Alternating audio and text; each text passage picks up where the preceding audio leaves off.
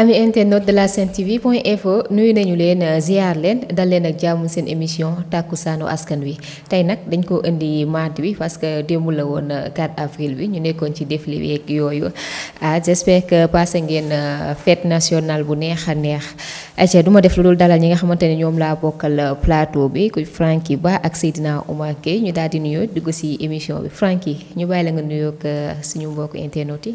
waaw soxna Fatou ñu ngi lay nuyu. di la fay. di la jox sa wàccuwaay. di jaajëfal di nuyu également suñu confrère Omar. di jaajëfal bépp téléspectateur Sen TV l'original di wax leen mbégte la encore une fois ñu ñëwaat ci émission bi. Omar. oui Fatou maa ngi lay nuyu bu baax. di la ziar waaye tamit di nuyu sama naataango bi ma bokkal plateau bi muy Franky. di nuyu tamit suñu mbokku internet yu Sen TV l'original yëpp.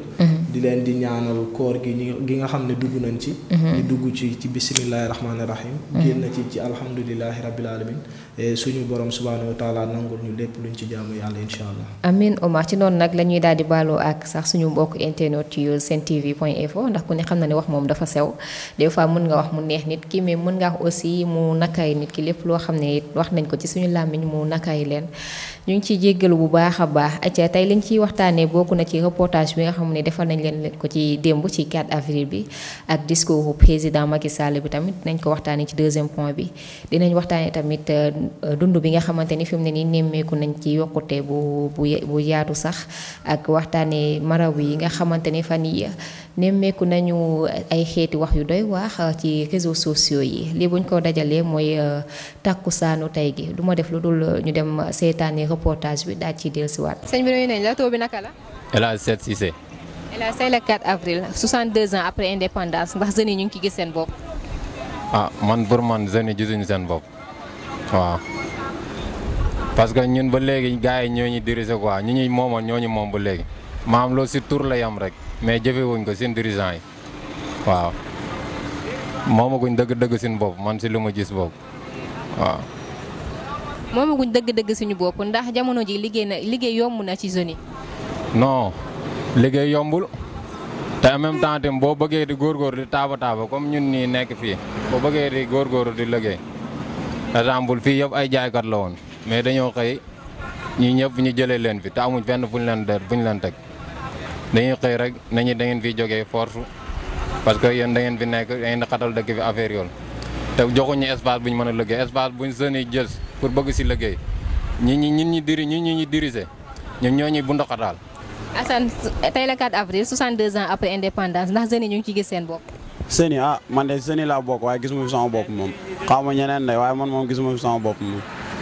ndax ñun moom liggéey mooy ñor quoi li ñu gën a ñor moom mooy liggéey ndax li ñu tax a dagg paas si dëkk ba ñëw ba fii liggéey moo ñu tax a ñëw fii léegi nag gars yi ñoom ñun ñuy jiite ñoo baaxul loolu mooy suñu problème njiit bu baax moom lañ mënul am si réew mi dañ lay fekk ngay daan sa doole duñ la jàppale bëgg la fi jëlee te duñ la jox feneen pour nga liggéey buñ la mënul jox feneen nga liggéey nañ la bàyyi fa ngay liggéey rek loo fa jëlee baax na ñu toog fa landi seen loxo di leen seetaan waaye duñ ko def dañuy ñëw na la yow muy liggéey doo fi liggéey wëlbati ko ña la fay xaaye ay mandikat la ñuy doon ak kenn du xam ay nit lan lañ daal si gàttal dañuy yebal ay ndaw yoo xam ne dañuy ñëw fii ñoom ray la naan si ndox mi la ñuy am te boobaa du mujj fenn yow muy liggéey yow yaay moytu rek waaye ñoom moom boo leen toppee yàgg dañ lay rey rek. Pape tey la 4 avril 62 ans après indépendance ndax population bi ñu ngi gis seen bopp ci réew mi. waaw balaa dara ñu sant ko yàlla bu baax ndax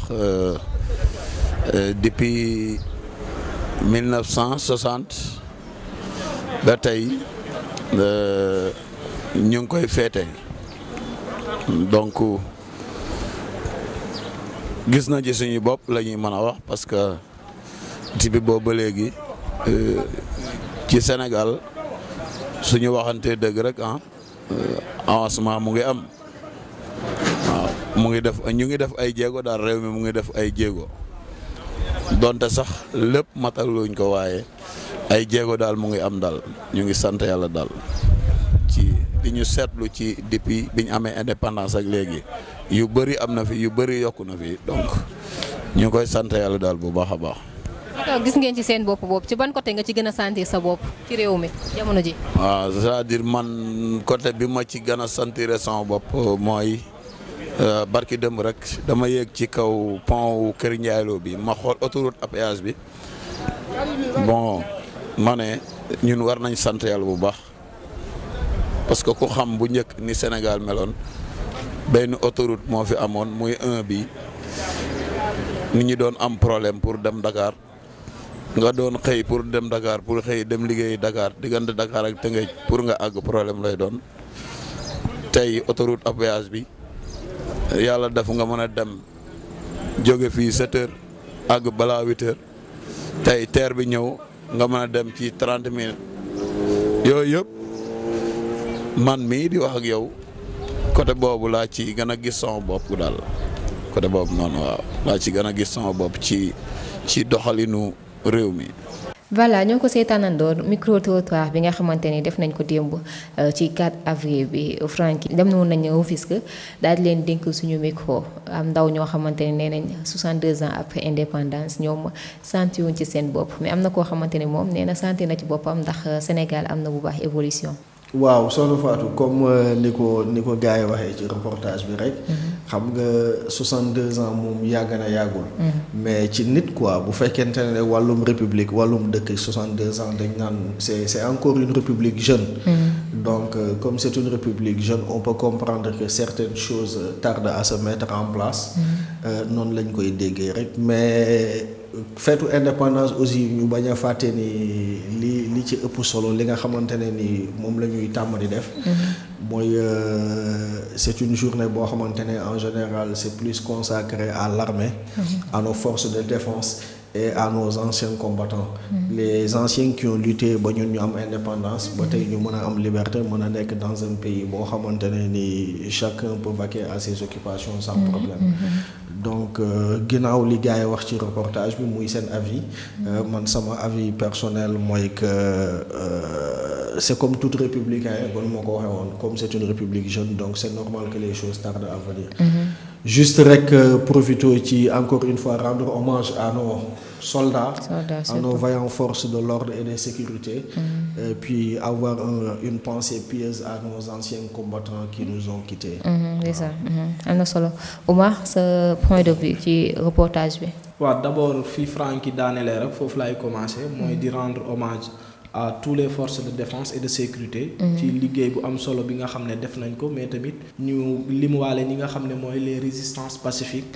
ñoom tamit am na liggéey bu am solo bu nga xam ne defoon nañ ko ci wàllum le processus de l'indépendance du Sénégal. 62 ans après nag gis nañ ne Sénégal bien vrai que am na lu des mais quoi qu'on puisse dire am na ay avancées yu nga xam ne def nañ ko. parce que réew mu nga xam ne dañ la nootoon moomoo sa bopp. ak réew mu nga xam ne am nga indépendance. forcément dina am ay changements. mais est-ce indépendance boobu est-ce que dafa nekk lu nga xam ne ci ay paroles la nekk rek wala boog jëmmaal nañ ko ci suñ doxalin. yaakaar naa ne foofu la vraie question war a nekk. man jàpp naa ne indépendance bi am nañ ko naam mais tamit am na lu nga xam ne des na ba léegi. parce que ci wàllum autosuffisance alimentaire ak yeneen ak yeneen. indépendance bi dafa waroon a muurwaale yooyu yëpp. mais gis nañ fii ci Sénégal yu si bëri dañ koy jéggaaniwaat. bien vrai que avec la mondialisation mënul bañ a ñàkk. mais am na yu nga xam ne indépendance soo ko amee da nga ko war a téyel sa bopp. moomal ko sa bopp. mooy ci wàllum ndox meeg yeneen ak yeneen. su boobaa li nga xam ne mooy askan bi dinañ ci gis seen bopp. mais tamit ci wàllum reportage bi gis nañ jeunes yu nga xam ne ñu ngi lamenté wu di wax ni gisuñ seen bopp ci wàllum am liggéey ak yeneen ak yeneen. bien vrai que président de la République Macky Sall ak ñi ko jiitu ñu ngi ciy def ay avancées mais ba tey gis nañ ne Afrique. population bi dafa nekk une population jeune et malheureusement population jeune boobu au lieu que mu nekk une opportunité une force dafa nekk lu nga xam ne dafay diis ci kaw li nga xam ne mooy nguur yi ba mënuñu gérer situation boobu mais jàpp naa ne war nañ am ay politique yu baax yu nga xam ne dinañ gën a mën a dooleel li nga xam ne mooy jeunes yi pour ñu am liggéey.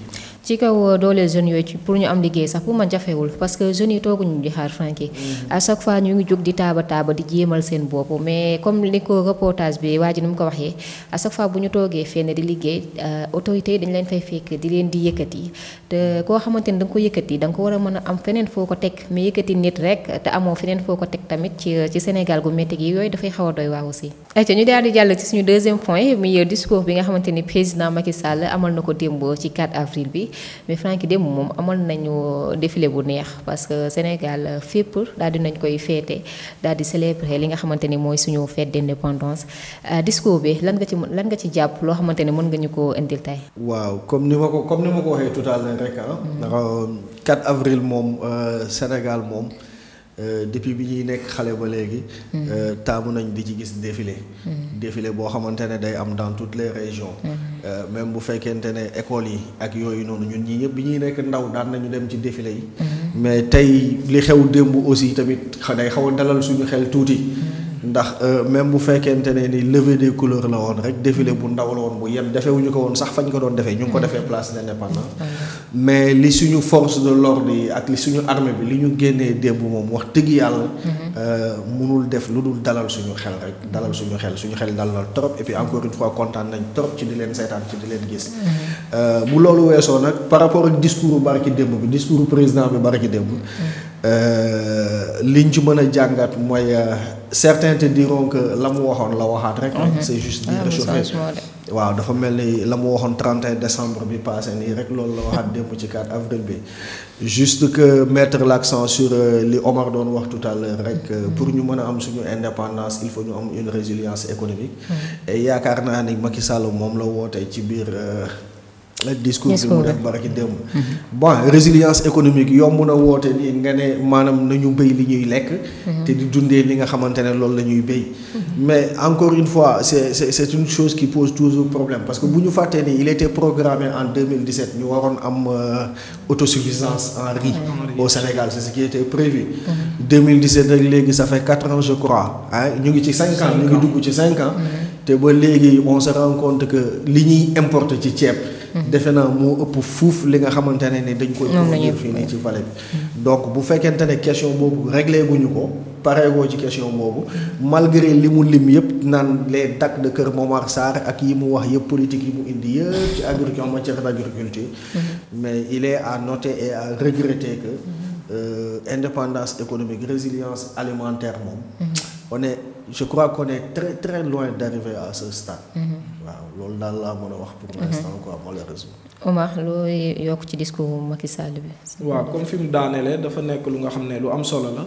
te askan bi yëpp tamit li nga koy xaar quoi mooy di bay di dundee. mais tamit lépp lu nga xam ne dañ koy utiliser mu nekk lu nga xam ne fii ci Sénégal lay jógee mais loolu nag pour ñu jëmmaal ko man jàpp naa ne nekkul lu jafe. parce que Sénégal nekk na pays bu nga xam ne am na espace. soo demee ci wàllu côté Podor Fouta ak yëpp. mën nañ di fa bay di fa dundee. surtout li nga xam ne mooy la politique du ceebu waalo. gis nañ ampleur bi nga xam ne amoon na ko. ak doole bi nga xam ne Macky Sall mi ngi ko doon dooleel. mais malheureusement à notre grande surprise dañuy dem benn instant. li nga xam ne mooy politique boobu gisatuñ ki nga xam ne mooy président di ko doxal. wala boog askan bi gisuñ ci seen bopp. mais man jàpp naa ne réew pour nga tabax ko. fondement yi mënoo dooleel keneen ku dul le secteur privé national. te secteur privé national boobu nag état daf ko war a dooleel ba pare encadrer ko parce que ñoom suñu leen encadré wul dañ fiy nekk pour leur propre intérêt. et non l'intérêt général de la nation. ci wàllum li nga xam ne mooy discours bi ba tey. gis nañ ki nga xam ne mooy président.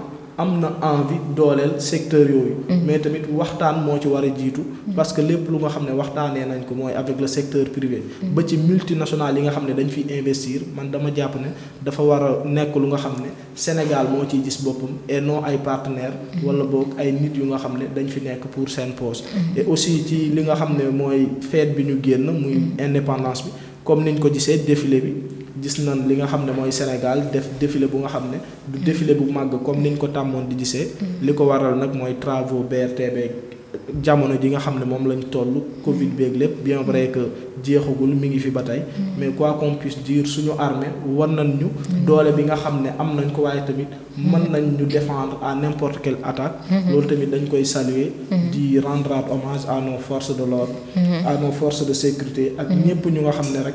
dañ fi nekk pour sécuriser li nga xam ne mooy le territoire national. en tout cas ñu ngi leen di rendre hommage bu baax a baax ndax li ñu wane moom wax dëgg neex yàlla Sénégal xel dal na ci noonu la ñuy daal duggee suñu 3e point muy augmentation des prix de denrées de première nécessité mu nekk dund boo xamante ni jamono ji moom metti na lool sax surtout ci borom kër yi yëg nañ ko lool Franky parce que fi mu ne nii moom loolu laa lu nekk day cher waxuma la lool waaye da ci am yoo xamante ni sax pour nga gis ko teg ko bët ba mën kaa jënd sax problème la.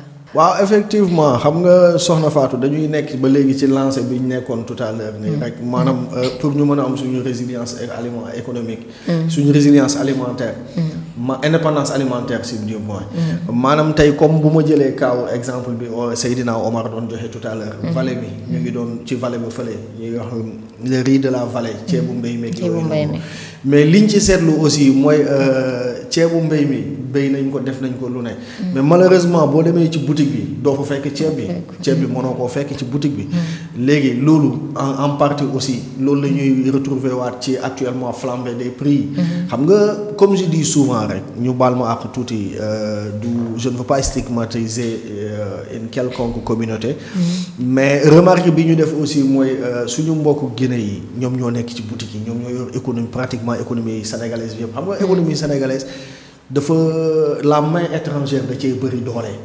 tey boo xoolee ci kaw li ci kaw a kaw quand on te parle des multinationales étrangères waaye français yeeg Orange Sonatel yi nekk fii nii yëpp. boo ñëwee ci suuf tu as les Libanais. est-ce que comprends li ma la.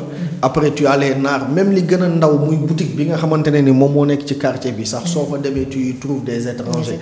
Guinéens yi nga fay fekk. malheureusement Guinéens yi nu leen neex la ñuy organiser prix.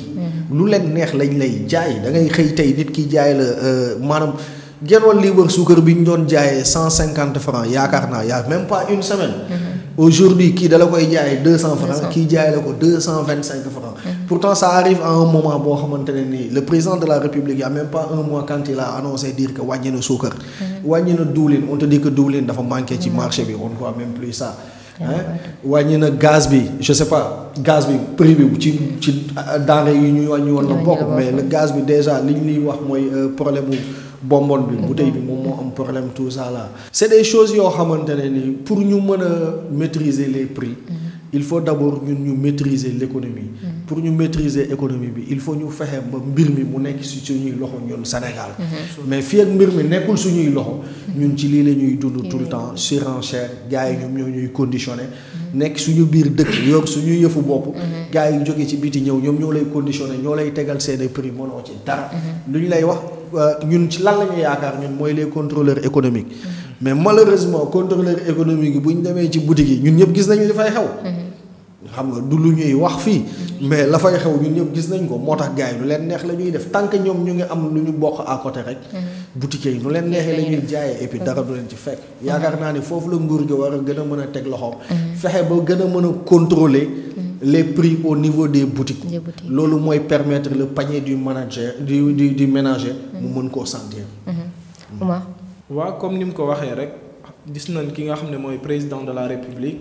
defoon benn discours di wax ne lépp lu jëm ci wàllu dund gi dinañ ko wàññi et à notre grande surprise malheureusement dañoo gis ne application amul ci yenn ci ay boutiques parce que prix yu lu ci mel ni ceeb diw ba ci ay gaz ak yeneen sucre dañ ne woon dañ koy wàññi mais soo xoolee li mu doon jaar rek lay jaar ba léegi loolu nag man dama jàpp ne volonté état bi moo des parce que soo tegee lenn war na am benn comité de suivi et de contrôle bu nga xam ne dina def descente et malheureusement suñu defee descente ñoom au lieu que ñu rëq ñi nga xam ne dañuy def naka su dul noonu rëq seen digg ñoom seen poche lañ fay nekkal et c'est ce qui est dommage li nga xam ne mooy askan bi ñoom duñ ci yëg seen bopp mais tamit man jàpp naa ne ñu ci mel ni ay UNACOIS ak commerçant yi ci boppam dañoo am problème parce que gis nañ fi ay UNACOIS gis fi waa assise ñoom juboowuñ ci seen biir te tant que juboo boobu amul ci seen biir su UNACOIS jëlee benn décision waa assise duñ ko respecte loolu tamit war nañ ci waxtaan pour dooleel li nga xam ne mooy commerçant yi mais tamit consensus am seen diggante su ma ñëwee ci wàllum état bi moom tamit am na côté bu nga xam ne war na ci mën a jàppale li nga xam ne mooy suñu commerçant yi mooy ci wàllum TVA yi ak yeneen su boobaa ñoom taxe douanière yi tamit suñ ko wàññee rek askan bi dinañ ci gis seen bopp. mais amul benn commerçant ci Sénégal wala ci monde bi buy jaay à perte. loolu tamit il faut ñu souligner ko. parce que dañoo nekk ci jamono ji nga xam ne ak pandémie bi. guerre Ukraine beeg yeneen ak yeneen. li nga xam ne mooy flambée des prix au niveau international sax am nañ fa. mais loolu nag réflexion wala boog jàngat bi ñu ci war a def mooy ñu moom suñu économie réew. tant que moomuñu suñu économie réew. mu nekk ci ay étranger wala ñeneen ak ñeneen nii rek lay demee. doo ci am la mainmise mais tamit contrôle bi war. doo ko def toujours pour dire que rek. suñu état wala boog le président à travers son gouvernement war nañ mën a dooleel le secteur privé national. parce que ñoom lépp lu ñu am day desaat ci li nga xam ne mooy dëkk bi mais suñ ko deful rek la politique des chiffres la ñuy am. dañuy am PIB 8% 9%. alors que li nga xam ne mooy xaalis du sax. mais Omar nga baal ma tuuti ma laaj la par rapport ak kii institution yi nga lim noonu ay INACO ak ay assises man encore une fois c'est la question que je me pose sama mbokku Pël Fuuta yi yor boutique yi ci koñ bi ñoom fan lañ bokk foofu ñoom dañ bokk ci yooyu. absolument ñoom tamit on dirait. bokkuñu ci yooyu quoi waaw. tout bien vrai que ñoom sax ñoo leen di jaay mais duñ ko respecte à la lettre. voilà donc toujours pour dire que rek état wu Sénégal moo war a def contrôle bi war di wàcc ci boutique. au niveau de la base quoi. waaw dama yaakaar foofu la affaire bi war a am ci base. foofu la war a am. mais tamit ñoom quoi qu'on puisse dire mënoo jëndee 100 francs jaayee juróom bu dee dafa yéeg ci kaw forcément ñoom ci koñ yi dafay yéeg donc ñi nga xam ne ñooy jaay en gros ñoom tamit war nañ leen mën a jàppale mais jàppale bi du nekk fenn fu dul li nga xam ne mooy taxe douanière yi ak TVA yi te ki nga xam ne mooy président de la République Macky Sall nee na dina ko wàññi bu baax a baax et tey si suba rek à travers RFM matin maa ngi am na ku ñu ci invité woon muy wax ne dans la semaine wala boog à partir d'aujourd'hui prix yi dina wàññeekuwaat. fan lay wàññeekoo dina wàññeekuwaat ci askan wi mais ñu ngi xaar entre guillemets. non non mais Omar boo xamante ni bañ dalee ne mi ngi wàññeeku ba tey. day gën di yokk di gën di métti. yow mës nga Omar yow mës nga dégg Pël Fuuta bu wàññee. ah déedéet. mais tamit état Pël Fuuta dañoo moom tamit de. non Omar taxe yëkkati nañ fi TVA taxe lu ne am na fi libéraliser nañ les choses lu ne xew na fi. mais Omar mosoo di yow sa boutique ba nekk seen koñ Omar mës nga faa dugg ñu ne la waay am na lu wàññeeku. duñu wàññi xam naa foofu laay defee interprétation. di interpréter li nga xam ne mooy le gouvernement. parce que dañoo yor benn ministère du commerce bu nga xam ne am na benn doole bu nga xam ne war na di mën a wàcc à travers budget bi ñu ko jox ay éléments yu nga xam ne dinañ contrôler ci boutique yi. ay éléments yu nga xam ne suñ ñëwee dinañ def seen liggéey ni mu waree et noo ñëw pour jël ay xaalis malheureusement. Omar chaque jour même discours bi à chaque fois loolu la ñuy wax. te teewul ba tey mooy loolu. waaw lu mujj fenn waroon nañ ci doxal yërmande. lu mujj fenn xam ne li nga xam ne mooy dépense yi day métti.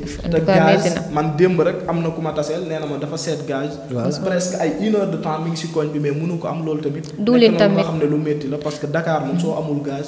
li nga xam ne mooy pour nga togg day métti ba ci këriñ bi nga xam ne ñu ngi koy utiliser dafa cher. dafa cher ak duulin tamit dafa manqué jamono ji pour nga am duulin ci boutique bi aussi dafay métti bu dee sama genre nga xam ne dañoo bëgg ceeb tamit bu ñu amul duulin du baax. te li gën a garaaw dans cette histoire mooy semaine facture lañ nekk facture courant ak facture ndox yëpp semaine yi nii lañ ko war a fay ci voilà ci semaine facture yi lañ nekk nii Sénégal daal mu ngi noonu. metti na yal na yàlla dolli sutuwaay daal.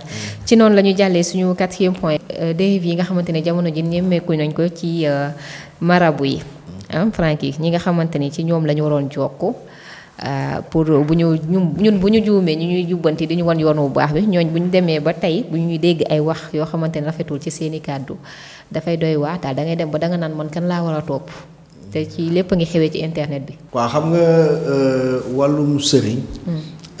tey man ci sama dégg-dégg le citoyen lambda li ñuy dégg ci sëriñ mooy képp koo xamante ne ni dafa yor mbooloo mu topp ci ginnaaw mu war leen jiite. moo xam sëriñu daara ba la moo xam sëriñu tarixa ba la moo xam sëriñ ba nekk ci télé ba ak lu mu ci mënti doon mais c'est quelque chose à regretter malheureusement au Sénégal. Parce que comme ni nga ko waxee effectivement liñ doon xaar ci sëriñ surtout dans le passé ñu ko doon gis. sëriñ moom moo daan permettre raffermissement des liens. boo nekkee ci ab quartier yéen a xam couple la wala ay dëkkandoo ngeen bu ay problème amee wala ay ñagas-ñagas ca sëriñ ba ca koñ ba ngeen daan dem à défaut d'aller voir l'imam ou bien le chef de quartier pour ñu régler leen problème bi mais li ñu seetlu actuellement nii tendance bi ñu nekk nii depuis des années au Sénégal mooy sëriñ si nga xamante ne ni maanaam ñoom lu ñu taalee dëkk bi rek la ñuy def te genn wàll gi yëpp liñ ci jublu mooy wutum buzz. sëriñ da daan wut yàlla mais suñu sëriñ si léegi buzz la ñuy wut nombre de vues. ci réseaux sociaux yi. nombre de j'aime. da ngay gis sëriñ si nga xamante ne ni sax léegi bu ñuy def seeni sketch seeni speech. dañ la ci naan bës leen kër bës leen j'aime def leen j'aime. partager leen def leen j'aime xam nga loolu mooy li fi nekk. donc malheureusement aussi c'est une chose à regretter. te liñ ci mën a génne aussi mooy il faut que le gouvernement tape sur la table il faut que l'État tape sur la table ñu régulariser les choses parce que ci lancé bi ñu nekk nii franchement damay ragal ñu taal dëkk bi ci loo xamante ne ni topp seen bakken la rek ay caaxaan la. c'est quelque chose de regrettable jamono yi lay weesu xoolal ci benn weer bi ñu nekk nii lu ne gis nañ ko fi gis ngeen fi sëriñ bu taxaw di wax li yàlla l'islam attaqué fi suñu religion bi te jullit lay woote. balaa ñu ciy jóge mu am beneen sëriñ bu taxaw fii bari ci démb fii. téye fi olof yi amul lu mu leen fi yekkul. amul lu mu fi yekkul olof yi. nee nañu ba ci séeréer yi waaw wax ñu lu ko neex waaw kay mais ba léegi kenn xamul fu mu mujj. tey ñu ngi ñëw dans un sujet sensible. tey bu ñu jëlee histoire Ousmane Sonko beeg Adji Sarr ba mu am fi ay mort avec tout ce qui s'est passé au mois de mars. ñu gis parce que tey bu fekkente ne ni sëriñ nit ki daf la yaakaar jokk ci yow. yaakaar naa ni da nga war a nekk dans le secret de la confession comme le prêtre. man pour man boo amee sa taalibe bu ñëw jokk ci yow même bu fekkente ne ni je sais pas ndax li Adji Sarr moo wax wala waxul la mu wax dëgg la wala du dëgg.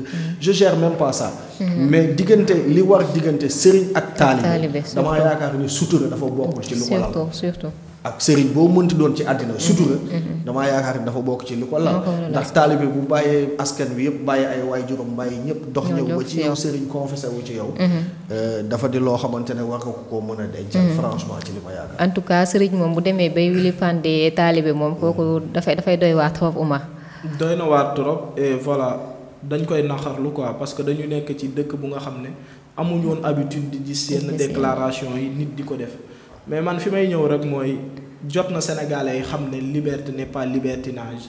toog ci réseaux sociaux yi wala boog ci télé yi di wax lu la neex.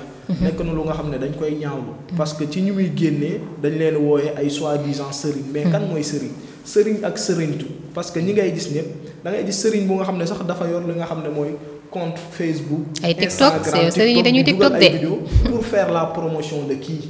sëriñ man fi ma la doon xaar. mooy ngay wax sur les questions essentielles qui entrent l'esprit de l'homme di yee li nga xam ne mooy askan bi waaye tamit di leen jàngal di leen guider et malheureusement léegi sëriñ yi ñuy gis dañ fi nekk pour seen poche yow ci sinap la ñuy nekk di def ay vidéo dañuy sax sinap sëriñ bi sinap di wax lu la neex nekk la lu nga xam ne dañ koy ñaaw mais dañuy toucher des fois ay sujets yu nga xam ne dafa sensible mu jëm ci wàllum diine et comme ni ko le philosophe camerounais doon waxee rek en religion le contenu est donné il est placé au-dessus ou au-delà de la raison mbirum yàlla sëriñ waru ko dingat ak keneen ku mu mënti ko doon mais tamit jot na li nga xam ne mooy état wu Sénégal mu réagir parce que moom moo war a gérer li nga xam ne mooy stabilité bu Sénégal donc am na dérive yu nga xam ne nit su ko defee dañ la war a sanctionner te sanction yooyu nag dafa war a valable ci ñëpp parce que la loi n'est loi que lorsqu'elle est générale mais waruñ ko jël rek di sanctionner kii su defee ay dérive ñoom sëriñ si suñ toogee wax lu leen neex surtout li nga xam ne mooy mois de Ramadan bi ñu nekk des fois da ngay gis à travers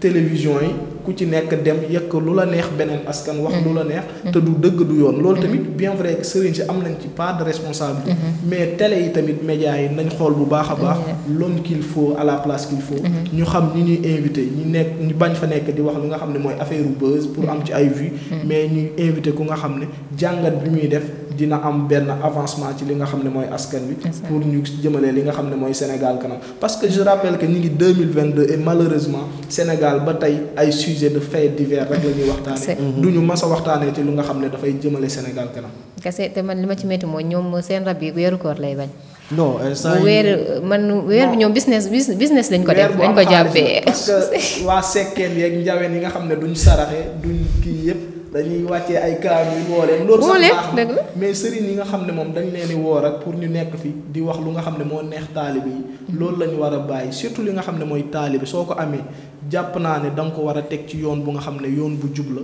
parce que da ngay gis ay taalibe yu nga xam ne sax et c'est fort dommage seen sëriñ moo leen di gënal seen waajur et kooku noonu jàpp naa ne da nga ko war a jàppale guider ko wan ko li nga xam ne mooy yoonu njub en tout cas am na ci koo xamante ni moom moom lépp lu yàlla wax moom contraire ba lay wax ne mooy dagan te li ma ci métti mooy jeunes yi nga xamante ne ndeysaan dara diine ñoru leen moom mooy seen sëriñ koo ci wax mu ne moom mooy sama sëriñ xam nga kooku ci musiba la lay jëmee. waaw non xam nga pour ne pas faire de la diffamation bu ñu weer yi ñu nekk nii maanaam quoi qu'on puisse dire seen période la nag. seen période waaw instant bii nii moom ñoom ñoo appauvant ñoom moome donc il faut s'attendre à tout. il faut s'attendre à tout. je sais pas xam naa ne daaw bi ñu tolloo ci moment bii nii CNRA jotoon na génne benn directive. recadrer waat un tout petit peu les télévisions avec les émissions. mais pour ren moom gisaguma xaw ma ndax peut-être génn na communiqué wala xaw ma mais dans tous les cas weeru koor gi li ñu nekk di gis ci télé yi aussi. depuis certaines années. c'est à décrier. c'est à fustiger. parce que buñ nee tey sëriñ si moo aye. ñu war a waxtaan ci sëriñ. et puis benn sëriñ boobu tey bu demee télé bi suba télé bee lay dem suba télé bee suba doo comprendre. waaw semaine bi dañuy def tour télé yi. waaw non dama ne la seen période lañ nekk yow li ci télé bi rek ngay gis sax mais ñoom ñooy nekk ci rajo bi ñooy nekk ci conférence yi ñooy organiser ca koñ ya ca quartier yi foo dem fa nga leen di fekk. c'est leur moment c'est leur période de traite donc ci loolu la ñuy nekk li ñu mën a def daal mooy ñu xaw leen canaliser yemale leen. À travers des je sais pas je ne dirais pas des sanctions. mais faire un appel au respect des règles. yi nga xamante ne ni moom moo gën a terre à terre moo gën a basique dans une société. en tout cas man li ma ci gën a mettiti sax mooy ñoom fekkoon ni que ñoom ñëpp dañuy bokk foo xamante parce que diine mu wax yàlla la du wax yi du fekk du question que ni nit mooy xool lu la neex nga koy wax mais kii day wax lii kee génn wax contraire bi kee génn wax leneen yow finalement yow doo xam yow kan nga war a topp. ci ñoo xamante ne yow ñoo la war a gindi ci sa diine wala ci yokk yu bëri à chaque fois ñuy defante ci seen biir yow da ngay dem ba da ngay jaaxle Oumar.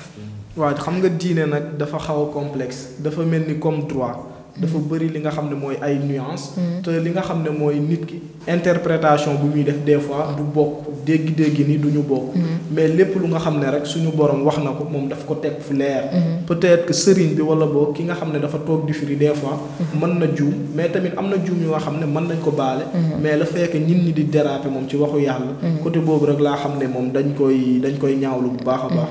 parce que mën nga wax luy bégloo say taalibe. mën nga wax luy jëriñ say taalibe. mais di def ay dérive moom. wala di wax yu nga xam ne dafay laal askan wala xeet. nekk na lu nga xam ne baaxul benn yoon. ayca bu ñu demee daal ba sëriñ di ubbi ay compte TikTok ak yooyu di wax pour li neex nit ñi ngir am ay vues yooyu foofu wax yàlla wax li neex yàlla dafay xaw a jafe foofu la ñu daal di jaaree daal di daaneel suñu émission ndax li ñu cërale woon ci waxtu dafa daal di jeex Franky looy tàggatoo. waaw soxna Fatou encore une fois di la jaajëfal. di jaajëfal ñi ma bokkal plateau bi. jaajëf di remercier bi bëpp téléspectateur Sen TV l'original. di baalu ñëpp ak. di baal ñëpp ak di ñaan borom bi boole ñuy jéggal.